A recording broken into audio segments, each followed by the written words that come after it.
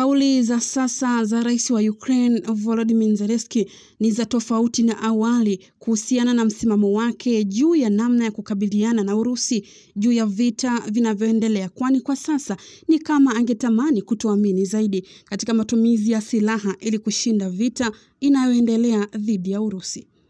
Hii ni TriGen Media.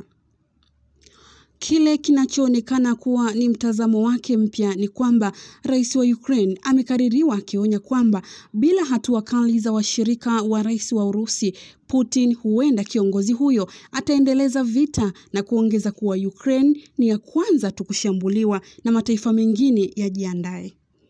Awali, matumaini makubwa ya mtu ambaye alionekana kuweza kumshawishi Putin yalikuwa kwa Trump, ambaye na yeye alijigamba kwamba anamudu Putin, lakini kadri ya siku zinavyokwenda, kama vile imekuwa mfupa mgumu kwake kwa Putin kuonyesha kubadili misimamo yake.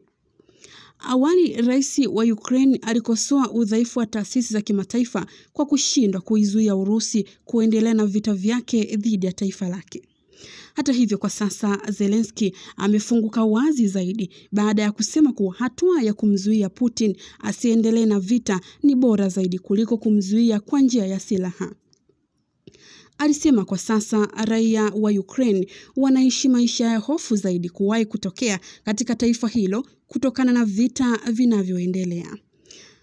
Hata hivyo, baadhi ya wachambuzi wa mambo wanaona kauli hiyo ya Zelensky inaangukia katika mkondo anaochukua rais Trump tangu siku aliyoingia madarakani kuhusiana na vita hivyo, tofauti na aina ya ushawishi kabla ya utawala wake Trump kuanza.